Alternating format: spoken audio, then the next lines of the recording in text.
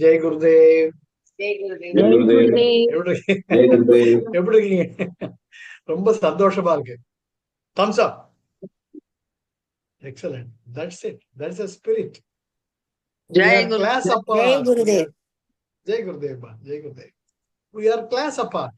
Always collars up. We are the torch bearers for the whole of the world. 100%. 100%. Once you undergo get initiated to the Sudarshana Kriya, that is a great blessing. Then be rest assured that you are unique. There are different levels of existence of conscience. You got Gandharvas, Kinnaras, Kimpurudas, Vidyadharas, and Rishis, Acharyas, Jnanis, so on and so forth, as you rise higher and higher in the ladder of your conscience.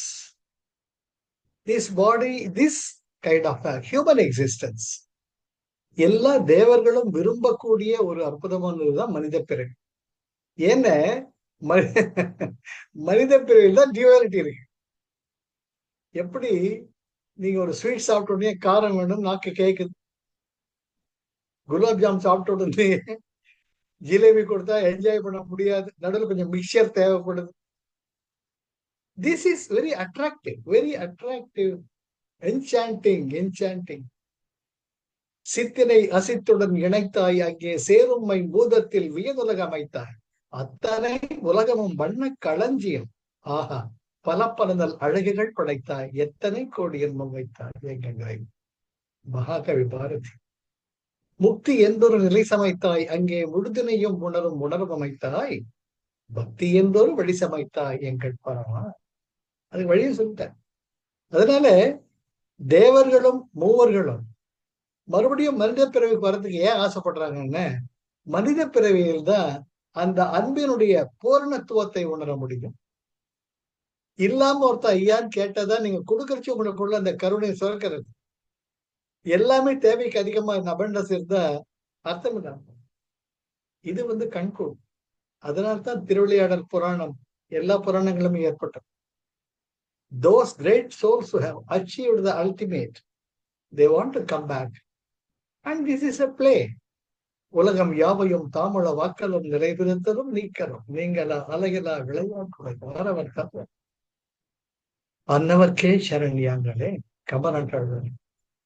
ஆக நாம இப்ப இன்னைக்கு நம்ம பார்க்க போறது நமக்கு யார் மேல முதல்ல நம்ம எல்லாருமே சந்தோஷமா, ஆரோக்கியமா, ஆனந்தமா, தேவைகளுக்கு குறையே இல்லாம இருக்கிறச்சே மத்த எதை பத்தியும் கவலைப்பட மாட்டேன். வீட்டுல நிறைய பேர் ரிலேட்டிவ்ஸ் வருவாங்க போவாங்க, பிள்ளைங்க வருவாங்க போவாங்க, எத்தனையோ பேர் வருவாங்க. நீங்க நிம்மதியாச்சு. உங்கள் தேவைகள் குறையும் பொழுது அக்கம் பக்கம் பார்த்தீங்கன்னா நிறைய பேர் உங்களை விட்டுட்டு போயிட்டு இருப்பாங்க. உங்க கூட இருக்கிறது உற்ற துணைவியாக இருக்கக்கூடிய உங்களுடைய மனைவி, குழந்தைகள். ஆக நாம என்ன செய்யறோம்? பக்கத்துல இருக்கிற வரைக்கும் நமக்கு அதனுடைய மரியாதை, மதிப்பு தெரியறது. Be it your parents, அப்பா அம்மா, மனைவி, குழந்தைகள், அவங்க மதிப்பு, அவனுடைய வேல்யூ நமக்கு தெரியறது. நம்ம பையன் ஒண்ணு சொல்ல வந்தான்னா அவன் சொன்னது என்ன அர்த்தம் இருக்குன்னு புரிஞ்சுக்கணும். நான் அப்பா எனக்கு தெரியும், நான் சொல்றதை கேளுதி அப்படின்னு தட்டுறது.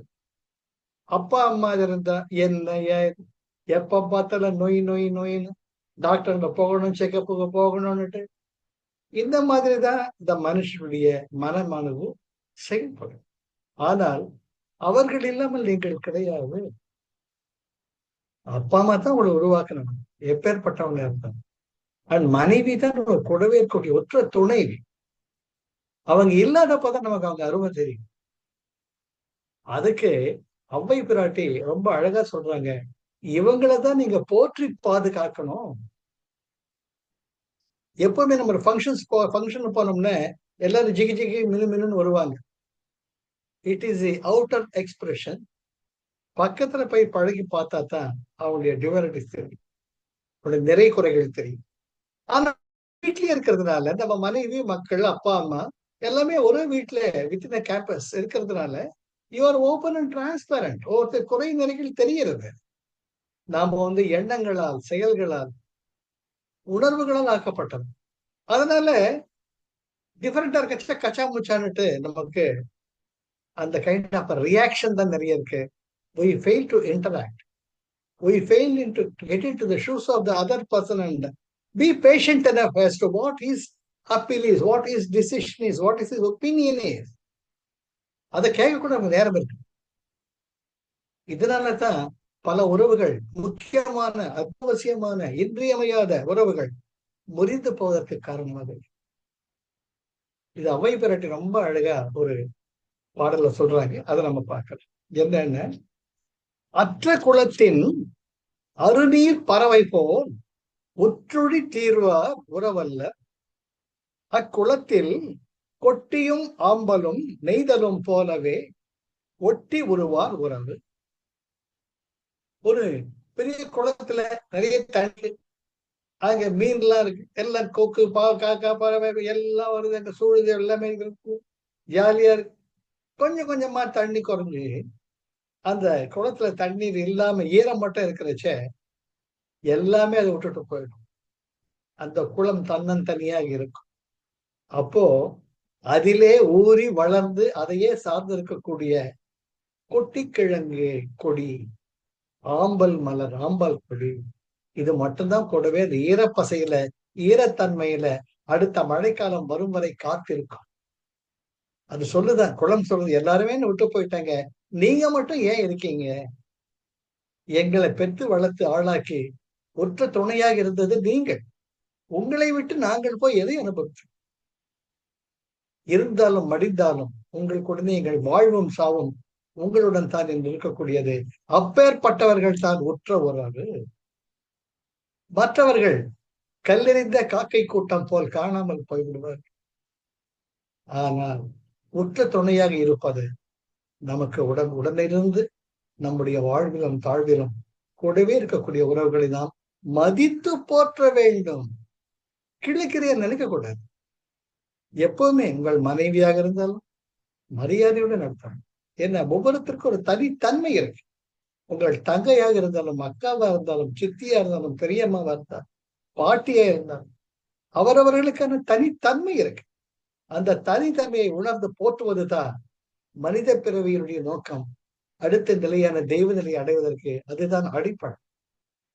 உயிரோடு இருக்கிற கடவுளை மறந்துட்டு காட்சி பொருளாக இருக்கக்கூடிய கடவுளை நினைத்து என்ன பிரயோஜனம் இல்லையா?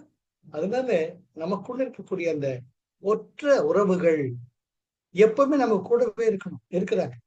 அவங்கள உறவை நம்ம மதிக்கணும். கிழக்கிறைய நினைக்கக்கூடாது, தவறு. அது மிகப்பெரிய பாவச்சை. இப்ப ஒரு கதை, ஒரு பெரிய ஆலமரம் ஜோரா இருந்தது. அதனுடைய கிளைகள் அப்படியே பரவி ஒரு பெரிய ஒரு இதுவாகவே இருந்தது, வனமாவே இருந்தது. அதில் வாழாத உயிரினமே கிடையாது. பாம்பு, தவளை, பறவைகள் எல்லாம், புழு பூச்சிங்க எல்லாமே ஹாப்பியா இருக்கு. அப்போ ஒரு வேடன் ஒரு மான் வேட்டைக்கு வர, ஒரு மான் வேகமா போறது அவனுடைய பொழப்பு அதுதான், அவன் தொழில் அதுதான். அதை பார்த்து ஒரு பெரிய ஒரு அம்பை குறி வைத்து ஏகிறான். அது மான் குறி தவறி அந்த அம்பானது இந்த மரத்துல குத்திக்கிறது. அது மிகவும் கொடிய விஷமுள்ள ஒரு அம்பு. அந்த விஷமானது அந்த மரத்துல பரவி அந்த மரம் பட்டு போகுது. எல்லாமே அப்படியே இலைகள் காய்ந்து, கிளைகள் கருகி உலர்ந்து, இப்படி எப்படி இருந்தாலும் ஒரு இப்படி ஆயிடுத்து என்ற மாதிரி ஆயிடுது. அப்போ அங்க இருக்கக்கூடிய எல்லா உயிரினங்களும் போயிடுது. எனது ஒரு காடு, வனம், மற்ற மரங்களுக்கெல்லாம் போயிடுது, ஹாப்பியா போயிடுது. ஒரு கிளி தன்னுடைய குஞ்சுகளுடன் அந்த மரம் பொந்திலேயே இருக்கிறது. அதை விட்டு போக மாட்டேங்குது. அது மட்டும் இல்லாம தானும் தன் குஞ்சுகளும் ஒவ்வொரு நாளும் பக்கத்தில் உள்ள நீர்நிலைக்கு சென்று வாய் நிறைய அந்த தண்ணி கொண்டு வந்து அந்த மரத்துக்கு ஊத்தும். இத இயற்கைக்கு ஒரு முரண்பாடா இருக்கேன்ட்டு அந்த இயற்கை சக்திகள், கிரியேட்டிவ் எனர்ஜி அம்பாள் நினைக்கிறா, இது என்னடா இது, நம்ம படைப்பில் எப்படி ஒரு படைப்பா, இந்த கிளிய வேற ஒரு பொந்துக்கு போயிட்டு வேற ஒரு மரத்துக்கு போக வேண்டியதுதானே, ஏன் இந்த மரத்தோட போக மாட்டேங்குது அப்படின்ட்டு தேவேந்திரனுக்கு அந்த அம்பாள் ஆடை இடுறாங்க. தேவேந்திரா, அந்த குழந்தை போய் பார்த்துட்டு வா, அந்த கிளிக்கு விசாரிச்சுட்டு வா. அந்த கிளிகள் தினம் இப்படி இருக்கு. தேவேந்திரனுக்கு ஒரு ஆச்சரியம், இப்படி எல்லாம் இருக்கா, தேவர்கள் இது போல இல்லையே. அந்த மரம் கேக்குது, அந்த குற்றுயிரும் கொலையுயிருமா, என் அற்புதமான கிளிகளே, என் மடியில் வாழக்கூடிய கிளிகளே, இன்று உணவின்றி உறக்கமின்றி எனக்காக ஏன் இருக்கீங்க? நீங்க சுதந்திரமா போகலாமே, இதை விட பச்சை பசேல்னு எத்தனை மரங்கள் இருக்கு. அப்ப அந்த கிளி சொல்லுதான், நன்றி மறப்பது நன்றன், நன்றல்லது அன்றே மறப்பது. எங்களை பெற்று வளர்த்து இத்தனை குழந்தைங்க ஹாப்பியா குடும்பத்தோட இருக்கிறதுக்கு நீங்க தானே காரணமா இருந்திருக்கீங்க. உங்களுக்கு ஒண்ணு இல்லாதப்ப உங்களை விட்டுட்டு போனா நான் என்ன ஜென்மம் அப்படின்னு சொல்றப்ப அந்த மரம் வந்து அழல, கண்ணீர் சிந்துதான். தேவேந்திரனுக்கு தாங்கல, இப்படி ஒரு பிறவியா, இப்படி ஒரு படைப்பா, தான் கூட தலை குனிந்து பார்க்க வேண்டிய ஒரு நிலை ஏற்பட்டுடுச்சுட்டு மெல்ல கிளியாண்டு போய் கேக்குற. அந்த கிளிக்கு வந்து பெரிய தேவ உருவம் அழகான வந்தோம்னா வணக்கம் பண்ணிட்டு நிக்குது குட்டியா. கேக்குற, ஏன் கிளி உனக்கு என்ன தலை, இந்த மரம் இனிமேல் இருக்க போறது இல்ல, இது கிட்ட போய் ஏன் ஒட்டிட்டு இருக்க நீ? காலங்காலமா எங்க தாத்தா பாட்டி நானு என் பிள்ளைங்க எல்லாம் இருக்கக்கூடிய இடம், இதை விட்டுட்டு எப்படி போக முடியும்? எங்களுக்கு எவ்வளவு இடம் கொடுத்துச்சு, எங்களுக்கு எவ்வளவு உணவு கொடுத்துச்சு, மழை காலங்கள்லாம் பாதுகாப்பு கொடுத்துச்சு, அதை மறந்தா என்ன ஜென்மமா நான் என்றப்ப தேவேந்திரன் வந்து தன்னுடைய தேவஸ்வரூபத்தை காட்டி, உனக்கு என்ன வரம் வேணும் கேள், இன்னும் 10 குட்டிங்க குழந்தைங்க வேணுமா, இன்னும் பெரிய ஃபேமிலி வேணுமா, இதை விட செழிப்பான ஒரு மரத்தில் உனக்காக தனி இடம் அமைத்து தரட்டுமா என்றப்ப அதை கையெடுத்து கும்பிட்டுட்டு, எனக்கு ஒண்ணுமே வேண்டாம், எனக்கு நான் ஒண்ணு கேட்டேன்னா அது கொடுப்பா. நிச்சயமாக என்னால் இயன்றளவு முடியாது, உங்களால் இயன்றுகிறது இல்லையும், என்னை வந்து கேட்டீங்க வரம் கொடுக்குறேன்னு வார்த்தை கொடுத்துட்டீங்க, நீங்க அதை நிறைவேற்றி ஆகணும். Say yes or no. Devendran பிரமிச்சு போயிடுறான், என்னங்கடா இது, இத்தனோடு கிளி என்ன பயமுறுத்தின்றீங்க, தேவர்களுக்கு நான் தலைவன் தான் அம்பாள் சொன்ன அந்த கேட்டா ஈகோ, தேவேந்திரனுக்கு எப்பவுமே ஈகோ இருக்கும். என்ன வந்து இத்தனோடு கிளி கொடுத்தாங்க வற்புறுத்தது, சரி சொல்லு என்ன வேணும் உனக்கு.